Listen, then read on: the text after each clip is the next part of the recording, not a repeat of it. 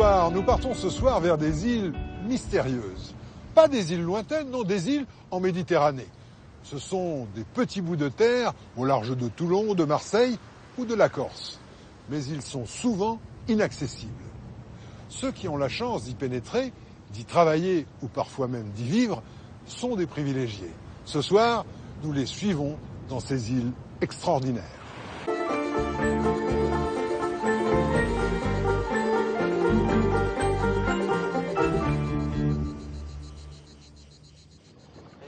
Tout commence au large de Toulon. À quelques kilomètres à vol d'oiseau de la presqu'île de Gien, se dessine un archipel composé de 3 îles. Porquerolles, Porquerolles et l'île du Levant. On les surnomme les îles d'or.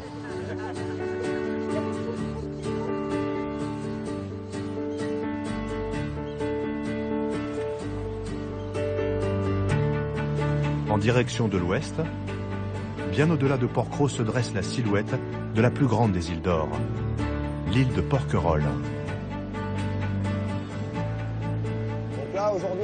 Cette île est la première escale d'une expédition menée par un groupe d'apprentis kayakistes. Les sportifs se sont donné rendez-vous sur le continent, au pied du fort de Brégançon, l'ancienne résidence d'été des présidents.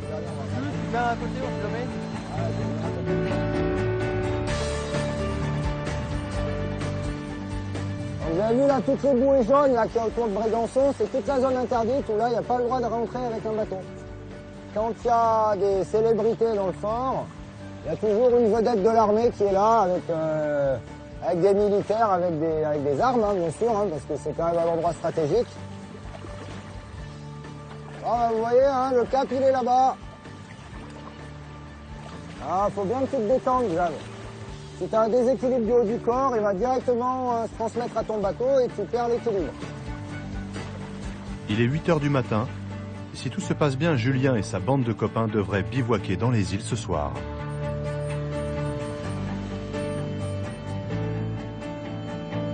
L'île de Porquerolles est connue pour la douceur et la beauté de ses rivages. Mais cette fois, les kayakistes souhaitent découvrir son côté sauvage et se mettre en quête des merveilles cachées de cette île provençale.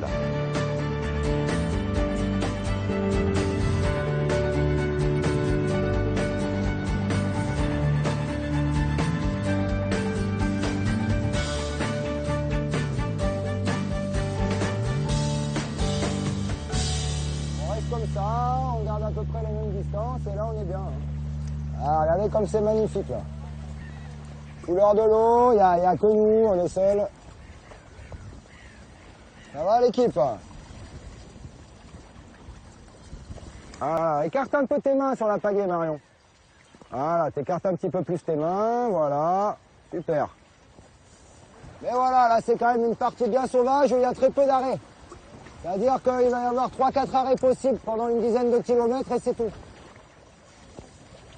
Mais là on est loin, après c'est la haute mer. Là, les fonds marins descendent à plus de 2000 mètres de profondeur, donc ça arrive assez fréquemment qu'on rencontre un peu des cétacés dans le secteur. Eh ben, c'est que, tu vois la trouille, essaye de la transformer en concentration pour pas bousiller beaucoup d'énergie, tu vois. Mais ça va. Ah, ils vont plus vite que moi, hein. Après plusieurs heures d'efforts, la petite troupe arrive en vue d'une longue plage de sable blanc, complètement déserte. Bon, ben, bravo à tous, hein. On est sur la côte d'Azur. Donc des fois, les gens, ils ont la vision de la côte d'Azur, barre en béton, grosse plage avec 50 000 parasols. Et puis bah, là, tu vois, on est là, on est peinard. C'est la nature, c'est tout un endroit qui est protégé depuis des années. On est perdu dans la nature avec un cadre paradisiaque, quoi. Ah, c'est sauvage, hein. C'est sauvage, on dirait les îles loin d'ici. Un petit coin de paradis. L'eau est transparente complètement, quoi. C'est magnifique. C'est juste magnifique. Et puis à cette période, il n'y a personne, donc c'est encore plus la sensation d'être sur une île déserte, presque. On se régale. Bon, on va boire un coup, on va se visiter cette cave. Allez, venez.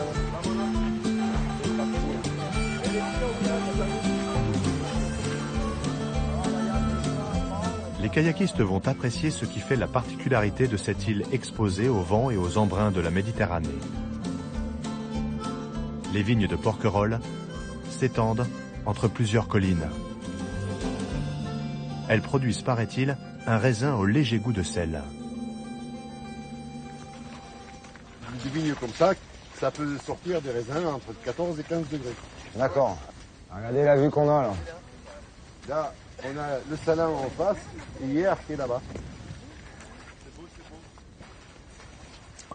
Pour moi, beaucoup plus agréable. Sébastien Lebert a hérité du vaste domaine agricole de son grand-père. Celui-ci, avant de vendre une partie de l'île à l'État en 1950, en fut l'unique propriétaire. Il y a des gens qui disent qu'il y a un petit goût salé. Je crois qu'il y a aussi beaucoup le terroir de Porquerolles. C'est un terrain argilo-schisteux qui n'est pas acide du tout. Et puis, donc c'est sûr la proximité de la mer, l'ensoleillement qui est quand même particulier. Et puis aussi la chaleur, dans le sens où il ne gèle jamais à Porquerolles, ou presque jamais. On voit pas toujours le vin de cette façon-là, nous, mais c'est vrai que c'est sympa.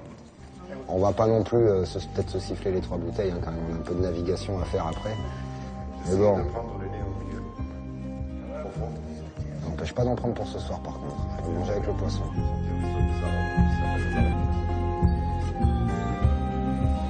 Le ciel s'est couvert sur Porquerolles.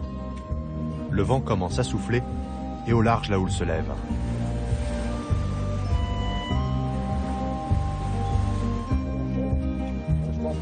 Notre petit groupe de kayakistes s'est réfugié sur le catamaran qui leur sert de base arrière. Les moins expérimentés rejoindront l'île de Porquerolles à la voile.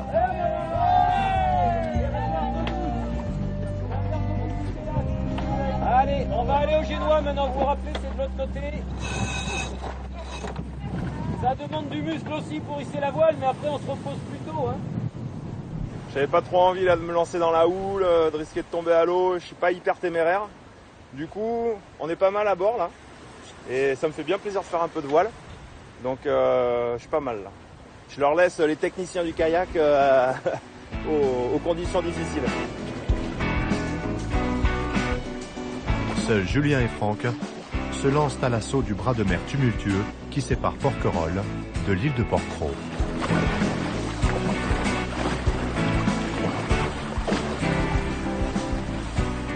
Toujours la vision de la Méditerranée, carte postale. On est sur la plage, la mer est toute calme. Et la mer Méditerranée, c'est pas une mer très très simple. Voilà, Porquerolles, ça se mérite. Dans des conditions comme ça.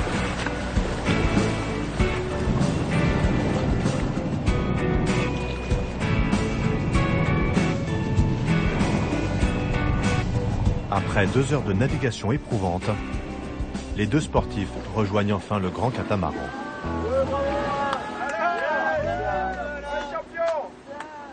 Bravo hein. Ah, vous l'aurez pu le faire. Hein. C'est pas trop dur, pas de problème. C'est un peu dur quand même. Non, fatigué, c'est assez long quand même. Hein. C'est pas hyper, à part le passage du cap, hyper technique, tout le reste, mais il faut être concentré tout le temps. Il suffit d'une petite vague de côté qui te fasse chavirer et là c'est un peu la cata. Allez, go! On est content quand ça s'arrête. On sent pas glisser.